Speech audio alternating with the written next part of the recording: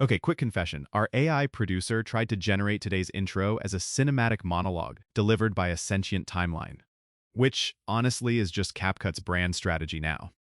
It's Saturday, March 28th, 2026, and you're listening to Blue Lightning Daily. I'm Hunter. And I'm Riley. And yes, this whole episode is cooked up by robots. Like the script, the voice, the whole thing. If we start speaking in subtitles halfway through, just roll with it. Today's big story is actually super boring, and I mean that as the highest compliment.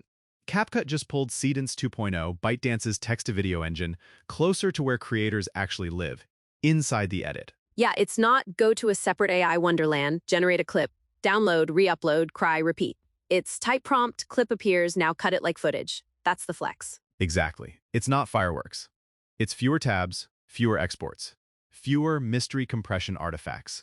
The kind of update that doesn't trend, but saves your life on a deadline. Wait, hold up. This is the same Seedance 2.0 we were talking about in Dreamina earlier this week, right? The whole more editable AI video vibe? Same engine, yeah. Dreamina was like the staging area, where they showed off the reference-driven controls and the stability improvements. Now CapCut is basically saying, cool, now put it in the timeline where the money is made. And this is very ByteDance. Like, they don't win by having the fanciest demo. They win by being the app you already have open. That's the meta. The new competition in Gen Video isn't just who can make the prettiest 6 seconds. It's who can make 6 seconds you can actually ship without hating your life. So what's the most underrated week one win for creators? Like the wow, my day is less annoying moment. It's the re-roll loop dying. You know that pain? Generate elsewhere, download an MP4, import, realize it's 2 seconds short or the camera move is cursed, then go back and regenerate. In-editor generation turns that into a tighter feedback loop. You're still iterating, but you're not context switching. Yeah, and you can stay in editor brain. Like, you generate a few options, grab the best 2 seconds from each, stitch it, slap captions, add sound, done. That's literally short-form culture. Also, CapCut's templates and caption system are already the cheat codes for shipping fast. If the generated clip lands right next to your fonts, brand colors, beat cuts, and effects, it becomes just another ingredient. I'm gonna be the annoying one and ask, does this make content better? Or just more samey, because generate 5 options, stitch the best parts is also how we get 1,000 identical cinematic product B-roll ads with the same fake lens flare. That's fair. I think the first content category that gets noticeably weirder is hook scenes. Those first couple seconds of a short, where you just need scroll-stopping motion, people are going to generate chaos on purpose. Oh, totally. Like a raccoon steals my skincare routine in a luxury bathroom energy. Right, but the samey risk is real for brand work, which is why the actual story under the story is reference control. Seedance 2.0 is being framed less like text-only roulette and more like prompt plus reference, so you can keep a character consistent, keep a product looking like the product, keep the world coherent. Okay, but does reference control actually save brand teams, or does it just let them mass-produce brand-safe mediocrity faster? Both can be true. It makes it usable for brand work because consistency is the whole game. But yeah, it also makes it easier to crank out safe content at scale. The creative edge still comes from humans making choices. The tool just removes the dead time between attempts. That line is so real. Like, AI doesn't replace editors, it replaces waiting. And it raises the floor. Early chatter is that motion is cleaner, faces are more stable, less drift. Not perfect, but more clips survive the timeline. More clips survive the timeline is such a bleak way to put it. Like, we're doing triage on pixels. We are. We're basically AI paramedics. All right, zoom out though. In the last week, the whole ecosystem has been screaming workflow over wow, right? Like, we literally just watched OpenAI shut down Sora. That was the pretty demo era getting kneecapped by product reality. Yeah, Sora going away was a huge reminder. Don't build your whole pipeline on one magical app. Export your work, save your prompt context, keep references. Because the tool you love today might be gone before your client approves the storyboard. And it's so funny because while Sora is exiting, ByteDance is doing the opposite move.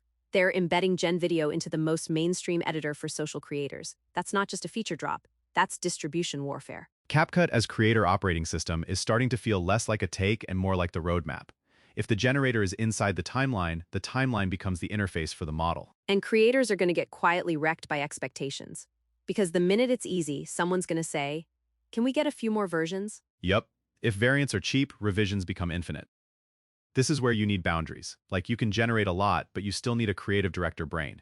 Even if that brain is you at midnight in sweatpants. Also, shout out to the OpenAI model spec convo we had recently.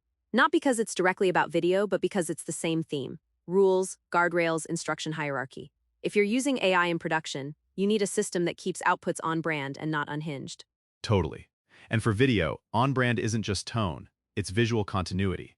If Seedance actually delivers on reference-based control inside CapCut, That's a legit step toward brand-safe iteration that doesn't break every time you tweak one word. Let's talk limitations, though, because people are going to hear text to video in the timeline and think it's a full campaign button. It's not. Yeah, clips are still short.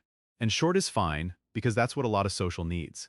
But you're not generating a whole commercial in one go. You're generating ingredients. And access is still a little chaotic, right? Some people see it, then it disappears, then it comes back. Very server-side rollout roulette. Exactly. If you don't see it, update CapCut, check different surfaces like Dreamina, and then accept that ByteDance rollouts can be like, congrats, you're in the bucket, or nope, not today. So, practical creator takeaway. What should someone do this weekend if they get access? Use it for the places speed beats polish. Hook scenes, cutaway B-roll, quick product vibe shots, concept drafts you can pitch fast. Generate a few options, trim aggressively, and lean on CapCut's strengths: captions, templates, pacing. And, please, for the love of all that is holy, don't post the raw output like AI made this. Make it yours. Cut it, sound design it, caption it, give it taste. That's the core value right there. Create together.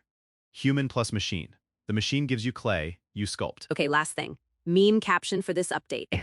AI video finally stopped making me export files like it's 2012. Mine is Seedance 2.0 pulled up in the timeline like, I live here now. All right, that's it for today.